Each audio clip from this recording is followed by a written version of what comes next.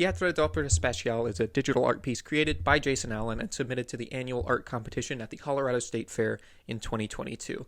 It's a truly bizarre, anti-realist image that no doubt caught the eyes of many of the judges. This piece ended up winning first prize in that competition. However, this piece was not painstakingly and meticulously created by an artist. This piece was generated from a text prompt by an AI art program known as Midjourney.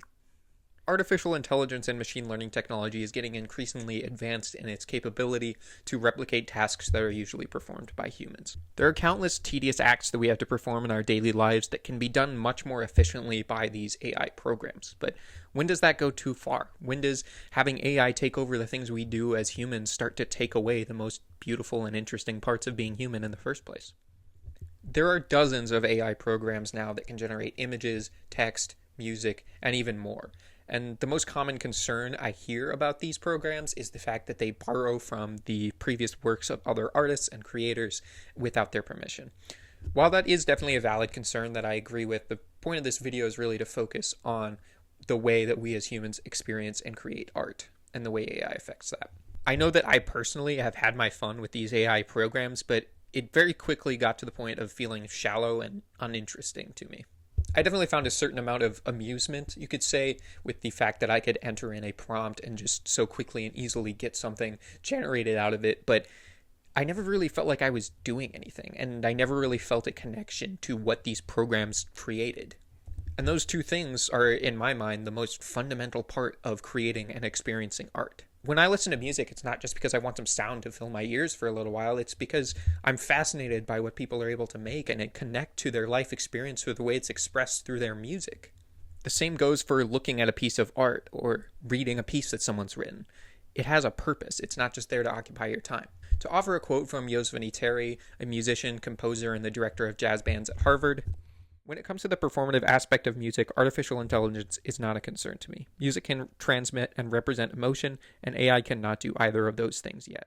While AI can generate things like art and images and music and text, it's always going to lack the most fundamental part of art, which is the emotional connection and impact that it makes with its audience. Earlier this year, in April 2024, a film called Civil War was released. It was distributed by A24 and directed by Alex Garland. If some of you are unfamiliar with A24, they're known for films like Ex Machina, which was also directed by Alex Garland, and 2016's Best Picture winner directed by Barry Jenkins, Moonlight.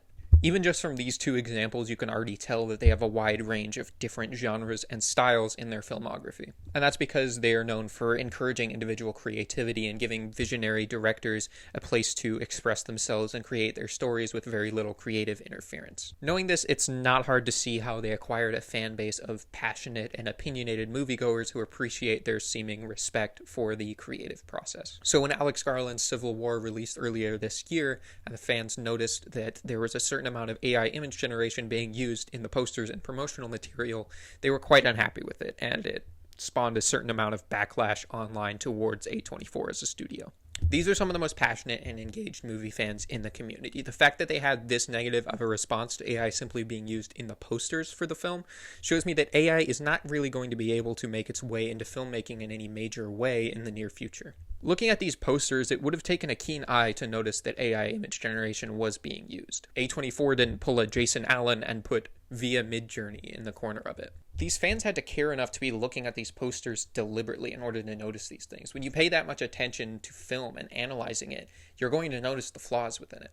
These flaws in a work of art created by a person can often add to the experience. We can connect with the director over the fact that we know we all make mistakes, and we can notice room for improvement in their work. But when a machine makes these same mistakes, it's simply frustrating, and it makes you wonder why we're even using the machine in the first place, when a work of art, however imperfect it may be, is always more engaging when it's created by a person. I chose to create a video about this specifically because film and video is the art form that I connect with the most. I've always loved movies, and I find a great amount of joy in recording and editing videos. And I wanted to upload it on this channel specifically because this channel is all about expressing my love for my favorite works of art and sharing that with other people. And this video has a lot to say about the way I think art should be viewed and created. I hope that the passion I have for this art form comes through in the videos that I post on this channel and can maybe help people understand what I'm talking about when I mention the emotion that can be expressed through art. I hope to inspire those who have an interest in art and entertainment, who may feel indifferent about the topic of AI being used to create it, to be more aware of why art is created beyond just the entertainment aspect of it. There's a reason we connect with these things. I urge you to think about your favorite movies, shows, online content creators, books, and whatever else it may be, and try to pin down what it is that really makes you have a connection to it. Because I guarantee you that if AI quietly took over all of these things, we would all have much less interest in them. Try to be aware of the creators and artists behind the art itself. If something seems to be mainly favoring the monetary aspect of content creation and entertainment, and maybe taking advantage of these AI programs, it's likely also taking advantage of you as the audience. We need art.